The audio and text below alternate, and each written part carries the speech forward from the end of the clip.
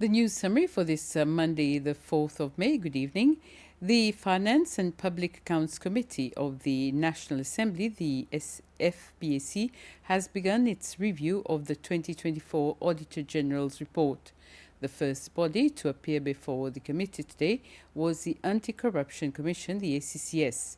The FPAC members sought further clarification on 11 specific points raised by the Auditor General, particularly regarding the ACCS's control and verification of expenditure, as well as the management of the Commission's commitments. One notable issue involved a payment of 711,000 rupees for goods and services, which the Auditor General's report flagged due to missing documentation to support the transaction. The Commission of Inquiry into the incidents that occurred on the 6th and 7th of December 2024 at Montan-y-Posé prison began its work this morning. During the first 2 days, the Commission will hear from prisoners who were present at the facility during the uprising at the penitentiary center. Nearly 2 years after the incidents at Montan-y-Posé prison, the Independent Commission of Inquiry will seek to shed light on what happened that day. Since this morning, the Commission has begun hearing testimony from several detainees who were present during the incident. Stephen Waro stated that several tear gas and grenades were used at the prison and that law enforcement officers also fired rubber bullets even as the prisoners were surrendering to the authorities. The second witness, Rio Rat, explained that the commotion started when they were asking for their monthly accessories, which they should have received 6 days before the incident. Seychelles once again receives humanitarian assistance from the Russian government. The assistance is expected to support Seychelles as the war continues and affects maritime traffic in the Strait of Hormuz. This time, the donation includes 14 tons of essential goods, which is 9 tons more than last time, including different commodities. These include sunflower oil, sugar, rice, tomato paste, oatmeal, among others. It was the Russian ambassador to Seychelles, Artyom Kozin, who presented the goods to the Secretary of State for Finance, Economic Planning, Trade and Investment, Patrick Payet, who accepted the donation on behalf of the government. Mr. Kozin says this donation shows their continued cooperation towards food security assistance for Seychelles, and they have plans to bring more of these commodities that the country needs most. This consignment comes straight after the very successful visit of President Ermini to Russia. He was welcomed by our president, His Excellency Vladimir Putin, and during the high-level negotiations that took place in Moscow, lots of things were discussed, starting from economy to culture.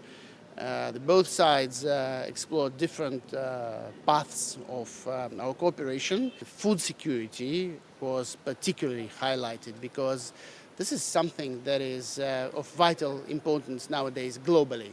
This is the second batch.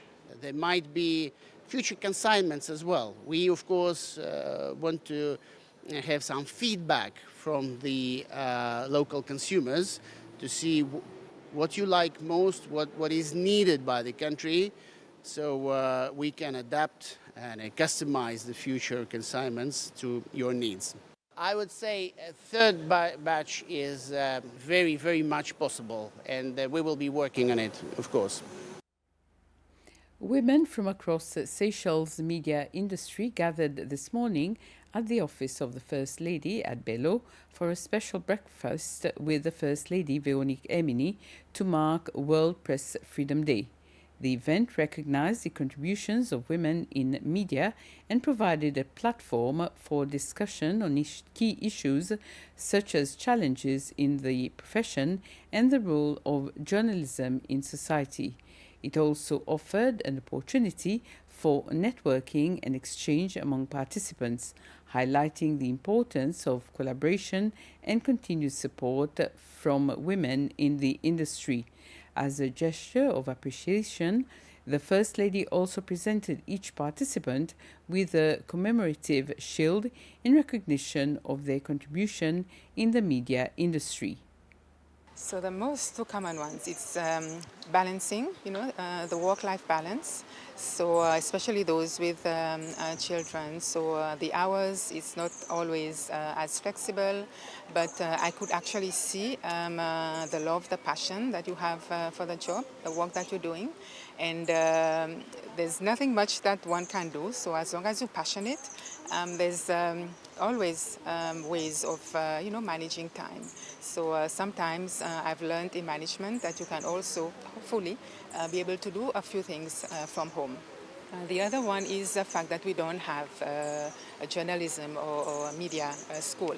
And I think this is something that the government should look into, and I will definitely move that forward for you with the Ministry of Education to see how we can reintroduce a school for the journalism for media. The Seychelles Ports Authority has announced the appointment of Pierre Prosper as its new Chief Executive Officer effective from the 1st of May this year. Mr. Prosper is an experienced professional in shipping, trade and finance with a background spanning commercial shipping, yacht agency and port operations. He brings expertise in fleet management, chartering and maritime investment to the role.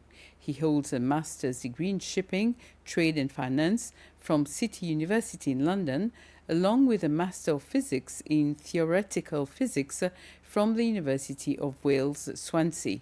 The board has also expressed its appreciation to the outgoing Chief Executive Officer and acting CEO for their service and contributions.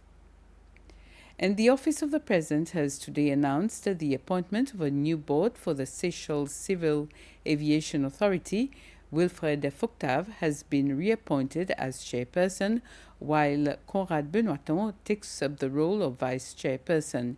The other members of the board are Sophie Bell, Afzal Daes, Jules Sinon, Gérard Sikobo, Amélie Nouris, Aïcha Moll, Benjamin Paul-Louis and Gary Albert, who will serve as CEO and ex officio member. The appointments are for a period of 3 years, effective from the 15th of April this year. The President has also expressed appreciation to the outgoing board members for their service.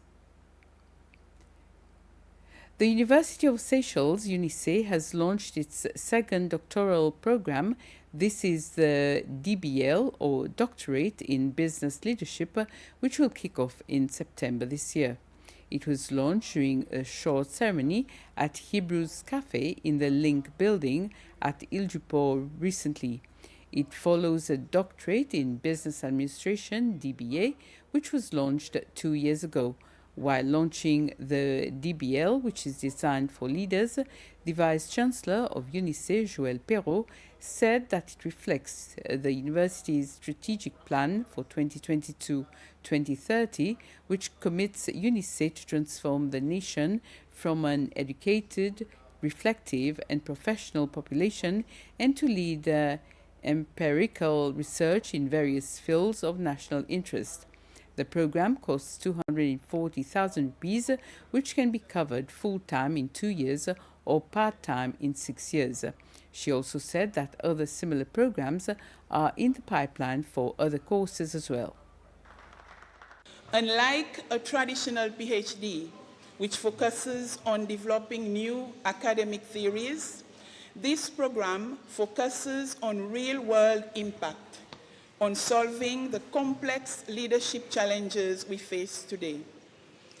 The UNISE Doctor of Business Leadership develops what we call practitioner scholars, leaders who think rigorously, act strategically, and deliver results.